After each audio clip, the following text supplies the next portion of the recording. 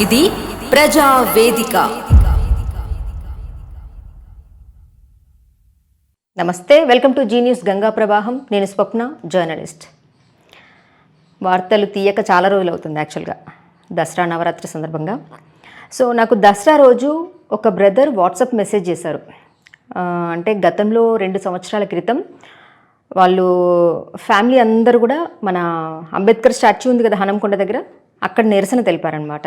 ఏంటి అంటే వాళ్ళ ఇల్లు ఏదైతే ఉందో, ఇంటికి ఎదురుగా ఉన్నటువంటి దారి ఏదైతే ఉందో అక్కడ వేరే వాళ్ళు భిక్షపతో సంథింగ్ ఎవరో గోడ కట్టేసుకున్నారు, వాళ్ళు వెళ్లకుండా.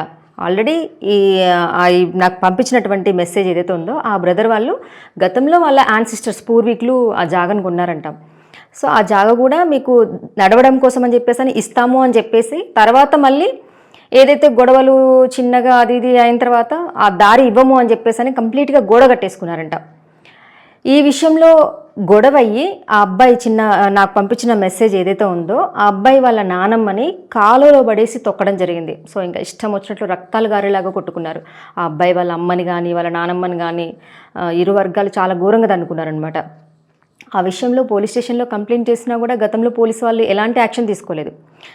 ఈ విషయమై గతంలో ఉన్నటువంటి అంటే తరుణ్ జోషి సార్ దగ్గర నుంచి మొదలు పెడితే తర్వాత రంగనాథ్ సారు రెండు సార్లు కూడా, అంతకుముందు ఉన్నప్పుడు తరుణ్ జోషి సార్కి కంప్లైంట్ చేయడం జరిగిందంట. తర్వాత మళ్ళీ రంగనాథ్ సార్కి నేను వాయిస్ తీసుకునేటప్పుడు రంగనాథ్ సార్ సిపి, సో అక్కడ ఉన్నటువంటి ఇంటెలిజెన్స్ ఒక సార్ వచ్చి కూడా ఏమన్నారంటే, వీళ్ళని వెళ్ళి అక్కడ మన పోలీస్ హెడ్ క్వార్టర్స్ దగ్గర ధర్నా చేస్తే కనుక వాళ్ళకి న్యాయం జరుగుతుంది, మళ్ళీ నేను చెప్పినట్టు చెప్పకండి అని చెప్పేసి ఆ సార్ చెప్పారు. సో వాళ్ళు కూడా వెళ్ళారు. మరి ఎంతవరకు న్యాయం జరిగిందో తెలియదు, కానీ ఎవరైతే వీళ్ళకి వాళ్ళ ఇంటి దగ్గర దారి ఇవ్వకుండా ఉన్నటువంటి పర్సన్ ఎవరైతే ఉన్నారో తను గవర్నమెంట్ టీచర్.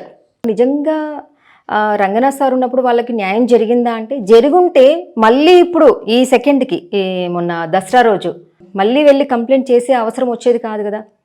ఎందుకు మళ్ళీ వెళ్ళి కంప్లైంట్ చేశారు అంటే, గతంలో మీరు కంప్లైంట్ చేశారు కదా పోలీస్ స్టేషన్లో, మమ్మల్ని ఎవ్వరూ ఏమీ అనలేదు, మా మీద ఎలాంటి యాక్షన్స్ తీసుకోలేదు పోలీస్ వాళ్ళు అని చెప్పేసి ఇప్పుడు దసరా రోజు ఏం చేశారంటే బొక్కలు, రాళ్ళు, ఇంకా కచరా అంతా కూడా మొత్తం తీసుకొచ్చి ఆ మనుషులు ఆ ఇంటి ముందట వాళ్ళు నడుస్తూ ఉంటే వాళ్ళ అమ్మ మీద మళ్ళీ నానమ్మ మీద మళ్ళీ రాళ్ళు అవి విసరడం జరిగిందనమాట. సో ఇలా జరిగింది అని చెప్పేసి విత్ ఎవిడెన్స్తో ఆ అబ్బాయి అన్ని వీడియోస్ తీసుకొని మళ్ళీ వెళ్ళి పోలీస్ కంప్లైంట్ చేస్తారు. సో అక్కడికి వెళ్ళినప్పుడు అక్కడ సిఐ మాట్లాడిన మాటలు ఏంటి అంటే, ఇప్పుడు ఇంటి పేపర్ ఏదైతే జాగా వాళ్ళు నడవడం కోసం అని చెప్పేసి బాట కోసం అని చెప్పేసి గతంలో వాళ్ళు కొనుక్కున్నారో, వాస్తవానికి ఈ అబ్బాయి నాకు ఏదైతే వాట్సాప్ మెసేజ్ పంపించాడో వాళ్ళ పేరు మీద ఉంది. మరి ఉన్నప్పుడు వాళ్ళకి కంపల్సరీ ఆ నడవడానికి దారైతే ఇవ్వాలి కదా. అలా ఇవ్వకపోగా వీళ్ళు కంప్లైంట్ చేస్తే, ఏది గతంలో 2 సంవత్సరాల క్రితం 4 సంవత్సరాల నుంచి వాళ్ళు తిరుగుతూనే ఉన్నారు కదా పోలీస్ స్టేషన్లో, ఎలాంటి యాక్షన్ తీసుకోకపోవడం వల్లనే మీరు మమ్మల్ని ఏమి చెయ్యలేరు అని చెప్పేసి ఆ ధైర్యంతో మళ్ళీ ఇప్పుడు దసరా రోజు బొక్కలు, రాళ్ళు అవి ఇవన్నీ వేశారనమాట. సో సార్ ఇలా అయింది అని చెప్పేసి పాపం వాళ్ళు బాధితులు ఏం చేశారు, పోలీస్ స్టేషన్కి వెళ్ళి కంప్లైంట్ చేస్తే వాళ్ళని పిలిపించి ఏంటి వాట్ ఈజ్ వాట్ అనేది అడగాలి. మరి అడిగారా ఏంటిదనంటే, అక్కడ చెప్పినటువంటి మాటలు ఏంటి అంటే, మేము చెప్పినాము వాళ్ళు వినట్లేదు, సో మేము ఇంకేం చేయలేము, కోర్టుకు వెళ్ళి తేల్చుకోండి ఈ విషయాన్ని. మరి కోర్టుకు వెళ్ళి తేల్చుకునేటువంటి విషయం అయ్యేది ఉంటే కనుక పోలీస్ స్టేషన్లో మీరెందుకు కూర్చున్నట్లు? పోలీస్ స్టేషన్కి ఎవరైనా ఎందుకు వస్తారు? ఎవరికైనా అన్యాయం జరిగినా, ఎవడైనా దాడి చేసినా కానీ, అఘాయిత్యం చేసినా కానీ, అత్యాచారాలు కానీ, ఏదైనా హత్య చేసినా కానీ, ఎలాంటి ప్రాణభయం ఉన్నా కూడా మాకు న్యాయం చేస్తారు, మమ్మల్ని ప్రొటెక్ట్ చేస్తారు అన్న ధైర్యంతో పోలీస్ స్టేషన్కి వస్తారు ఎవరైనా. మరి అటువంటిది నిజంగా అందరినీ అనలేమండి. చాలామంది పోలీస్ ఆఫీసర్స్ జెన్యూన్గా పనిచేసే వాళ్ళు ఉన్నారు, కానీ కొందరు ఉంటారు చూడండి, డబ్బులు తడిపితే లంగ కూడా పెద్ద నిజంగా అసలు ఒక మంచి వ్యక్తి, ఒక దేశ నాయకుడు అయిపోతాడు, ఒక మానవత్వ విలువలతో కూడినటువంటి మనిషి అయిపోతాడు. ఎందుకు తీసుకుంటున్నారండి గవర్నమెంట్ నుంచి శాలరీస్? అసలు మీరు నిజంగా కొంతమంది ఎలా ఉన్నారంటే చెప్పాల్సిన అవసరం లేదు. సో రీసెంట్గా వరంగల్లో కూడా ఒక మహిళ మీద ఒక పోలీస్ ఆఫీసర్ చేసుకున్నారు. సో సిపి సన్ప్రీత్ సార్ కూడా దాని మీద యాక్షన్ తీసుకోవడం జరిగింది. అనొద్దుగాని కొంతమంది పోలీసులు ఉంటారు నిజంగా న్యాయంగా పనిచేస్తారు, ఇక కొంతమంది ఉంటారు ఎవడు డబ్బిస్తే ఎవడు జేబులు నింపితే వాళ్ళకే పనిచేస్తారు. అంటే వాడు అన్యాయం చేయని, వాడు లంగతనం చేయని, దొంగవని, ఇంకా గంజాయి బ్యాచ్ అవని ఎవరన్నా అవనివ్వండి, వాళ్ళకి సపోర్ట్ చేస్తారు. అలా ఉన్నారు కొందరు పోలీసులు. ఇక్కడ చూస్తే అయితే సిఐ సార్ మాట్లాడిన మాటలు ఏంటంటే, వెళ్ళి కోర్టుకు వెళ్ళి తేల్చుకోండి, ఆయన మేము చెప్పినా వినట్లేదు అని. సో నిజంగా కొంతమంది పోలీసులు నిజంగా ఏం ఫ్రెండ్లీ పోలీసింగో నాకు అర్థం కాదు, కానీ ఆ గత ప్రభుత్వం వచ్చినప్పుడు ఏం ఫ్రెండ్లీ పోలీసింగ్ పెట్టిందో కానీ, ఫ్రెండ్లీ పోలీసింగ్ అనడం వల్ల ఒక మాట అనలేరు పోలీసు వాళ్ళు, ఒక దెబ్బ వేయలేరు. నిజంగా ఒక న్యాయం ఎక్కడైతే న్యాయం ఎవరి సైడ్ అయితే న్యాయం ఉందో ఆ న్యాయాన్ని నిలబెట్టడానికి కూడా కష్టమైపోతుంది అసలు కొంతమంది పోలీసులకి పాపం నిజంగా. సో ఎందుకు ఈ మాట అంటున్నా అంటే, కొంతమంది మాత్రము ఇక మాట్లాడతారు, ఆ ఫ్రెండ్లీ పోలీసింగ్ కాదు అది కాదు పక్కన పెట్టేస్తే బూతులు మాట్లాడతారు. నేను చూసాను స్వయాన ఇక్కడ పోలీస్ స్టేషన్లో నేను వెళ్ళినప్పుడు ఒక పోలీస్ ఆఫీసరు, సరే ఎదురుగా అతను ఏ తప్పు చేసినో నాకు తెలియదు కానీ ఎల్జే నా కొడక అని చెప్పేసుకో అనుకుంటూ మాట్లాడిండు. ఎంత హార్ష్గా మాట్లాడుతున్నాడంటే, యాక్చువల్గా ఆ పర్సన్ అక్కడ ఎల్జే నా కొడక అని 2, 3, 4 సార్లు నిజంగా నా దగ్గర కెమెరా తీసుకొని వెళ్ళలేదు. ఆ కెమెరా తీసుకొని వెళ్ళింటే కనుక హిడెన్ కెమెరాతో డెఫినెట్లీ రికార్డ్ చేసేదాన్ని, అది నేను నా ఛానల్లో ప్లే చేసేదాన్ని. బట్ ఇన్ ఫ్యూచర్ మాత్రం డెఫినెట్లీ ఇలాంటి ఏవైనా జరిగితే డెఫినెట్లీగా రికార్డ్ చేస్తా, వాట్ ఈజ్ వాట్ అనేది నేను టెలికాస్ట్ చేస్తా. సో దాన్ని పక్కన పెడితే ఆ అబ్బాయి పోలీస్ వాళ్ళకి రాసినటువంటి పిటిషన్ ఏదైతే ఉందో అది చదువుతాను, ఒకసారి వినండి.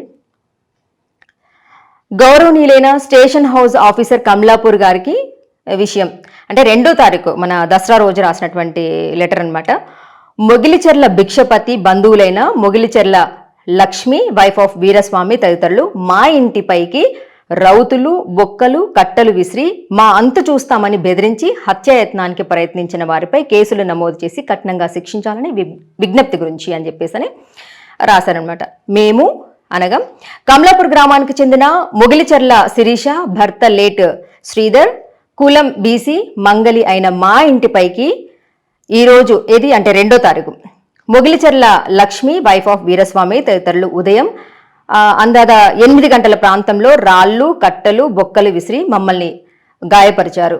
ఇదేమిటి అని అడిగినా మమ్మల్ని లక్ష్మి, వీరస్వామి మీ అంతు చూస్తామని, మిమ్మల్ని చంపినా ఎవరు అడిగే దిక్కు లేరని బెదిరించారు. ఇంతవరకే మిమ్మల్ని కొట్టినా ఏం చేయలేదు, ఇప్పుడు కూడా మీరు ఏం చేయలేరు, ఎవరికి చెప్పుకుంటారో చెప్పుకోండి అని భయభ్రాంతులకు గురి చేశారు.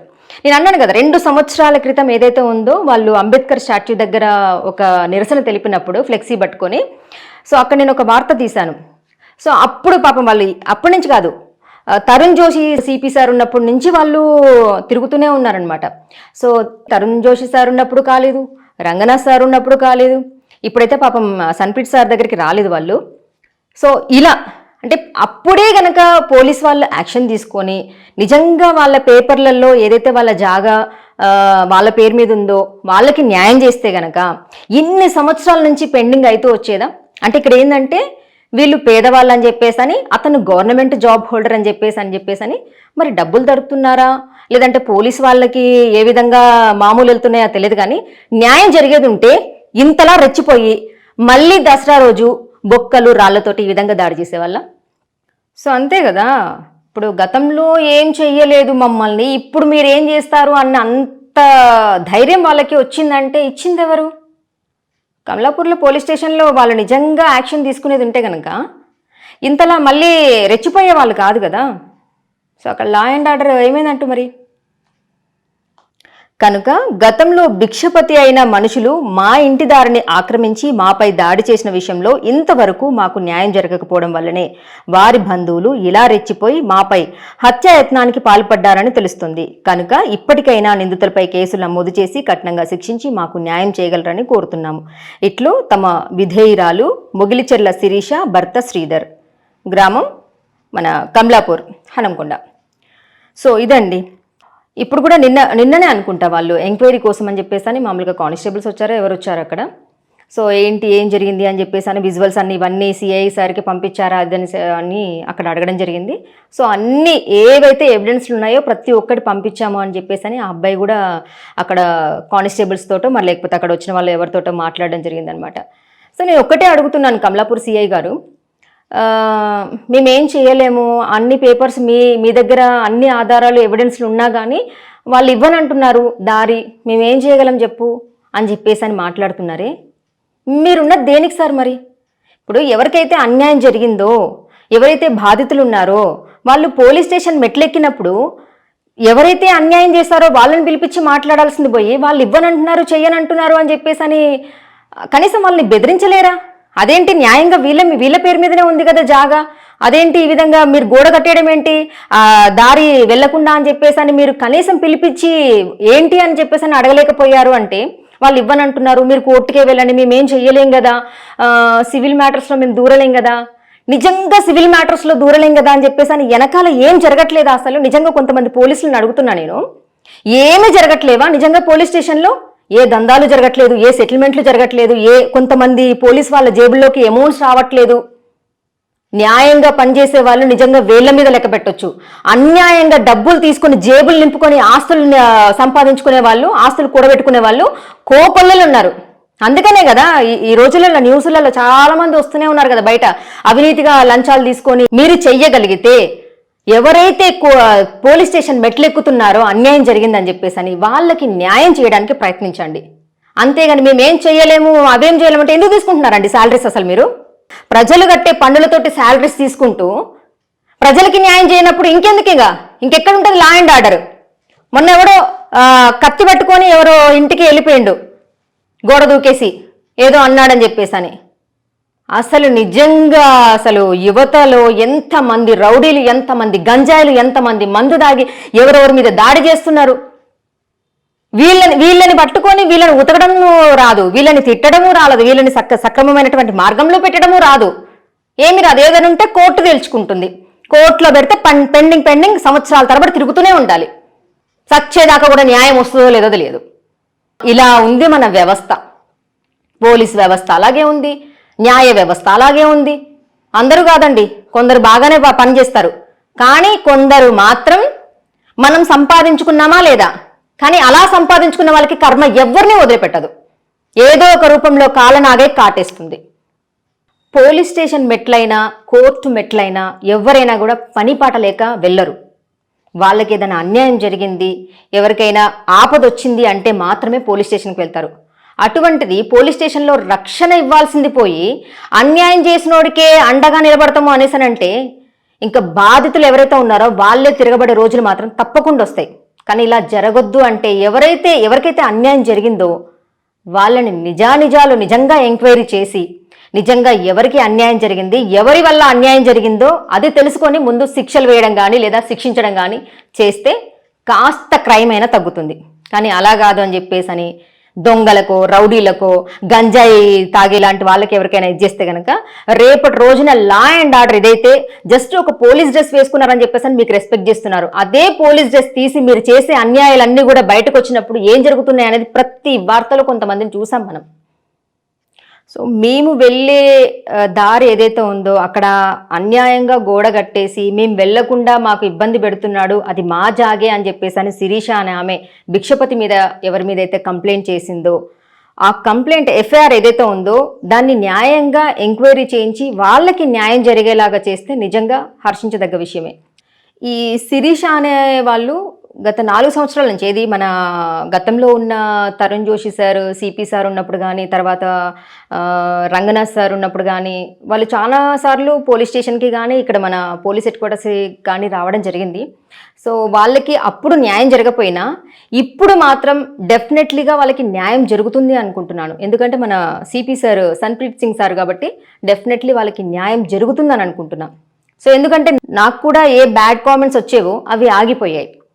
సో వీళ్ళకు కూడా నిజంగా అక్కడ పోలీస్ స్టేషన్లో స్థానికంగా ఉన్నటువంటి పోలీస్ స్టేషన్లో సిఐ వాళ్ళు ఎవరైతే పట్టించుకోలేదో ఈ విషయాన్ని వాళ్ళు ఇక్కడ తీసుకొస్తే కనుక సిపి సార్ దగ్గర తీసుకొస్తే డెఫినెట్లీ న్యాయం జరుగుతుంది అనుకుంటున్నాను. ఇప్పుడు కొంతమంది పోలీసు వాళ్ళు ఇంకా అనొద్దు కానీ డబ్బు సంపాదన ధ్యేయంగా ఉండొచ్చు, కానీ అందరూ అలా లేరు.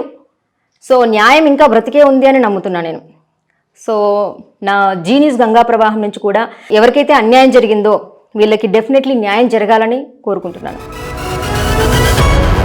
న్యాయం వైపు నిలబడే గలం Ganga Pravaham. For latest updates subscribe to Zee News. ఇది ప్రజా వేదిక.